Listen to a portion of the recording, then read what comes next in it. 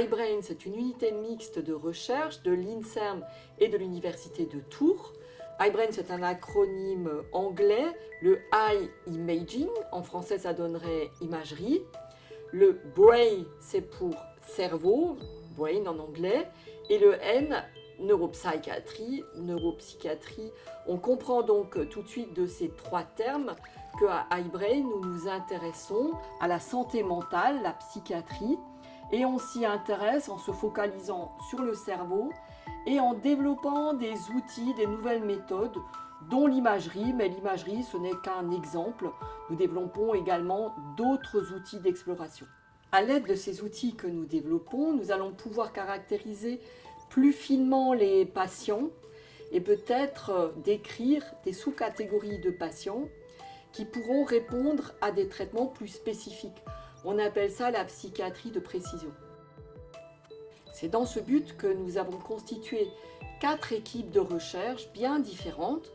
Une première équipe qui s'intéresse essentiellement à l'autisme. Elle utilise des outils qui sont en fait ceux des neurosciences cognitives comme l'électroencéphalographie ou des outils de suivi du regard.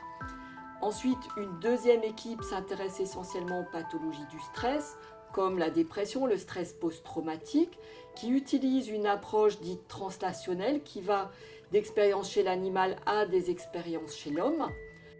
Elle a également un grand panel d'outils d'investigation qui vont de l'imagerie à des techniques sophistiquées de recherche chez l'animal. Ensuite, il y a une troisième équipe qui s'intéresse à la déficience intellectuelle, mais également aux pathologies du motoneurone. Elle a une approche qui est plus basée sur la biologie cellulaire, la biologie moléculaire et la génétique. Et enfin, on a une dernière équipe qui relève plus des technologies pour la santé, car c'est l'équipe qui développe des nouvelles technologies qui vont être au service ensuite des 3 autres équipes. Ces technologies concernent à la fois l'imagerie moléculaire, comme la TEP, et également sur l'imagerie ultrasonore. Et par ailleurs, sont développées des approches thérapeutiques innovantes, basées essentiellement sur les ultrasons, comme les microbules ou la neurostimulation ultrasonore. Nous ne nous intéressons pas à toutes les pathologies psychiatriques, puisque c'est un domaine extrêmement vaste. Nous nous focalisons sur des pathologies dans lesquelles nous avons une expertise, des spécialistes. Il s'agit essentiellement des pathologies du neurodéveloppement, comme l'autisme, mais aussi les déficiences intellectuelles, donc d'une part, et d'autre part des pathologies du stress, comme le stress post-traumatique et la dépression. Par ailleurs, nous avons également des experts dans le domaine des pathologies du motoneurone, comme par exemple la maladie de Charcot. Nous bénéficions ici à Tours d'un environnement très facilitant, comme par exemple des centres d'excellence, des centres régionaux ou bien des fédérations hospitalo-universitaires. Tout cela va faciliter le recrutement des patients et fait également que nous pouvons bénéficier d'experts très reconnus. Alors nous déployons ici une stratégie de recherche qu'on appelle une stratégie translationnelle qui consiste à combiner à la fois des recherches sur l'homme, par exemple l'imagerie in vivo, des recherches chez l'animal, en particulier des recherches sur des rongeurs, et des recherches ex vivo, in vitro, par exemple dans des cultures cellulaires. Chacune de ces types de recherches fournit des informations spécifiques et en les combinant entre elles, nous réussissons à avoir une vue d'ensemble, plus riche, plus vaste, plus complexe. Nous avons une approche véritablement interdisciplinaire.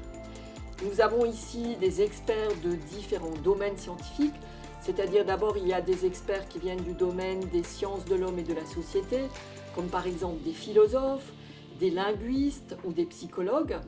Nous avons également des experts de différents champs de la médecine, des pédiatres, des psychiatres, des neurologues par exemple. Nous avons des experts qui viennent du domaine de la biologie, des neurobiologistes, des généticiens, des experts de biologie cellulaire et moléculaire. Et enfin, nous avons des experts qui viennent plutôt du domaine de la physique et de l'ingénierie, des physiciens, des chimistes, des mathématiciens.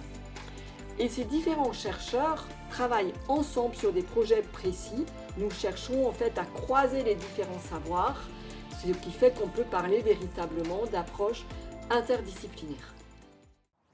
Ce côté interdisciplinaire existait dès les origines à iBrain. iBrain, c'est une unité de recherche qui a été fondée en 1988 de la rencontre d'un pédopsychiatre qui s'appelait Gilbert Lelore et d'un expert des ultrasons qui s'appelait Léandre Pourcelot.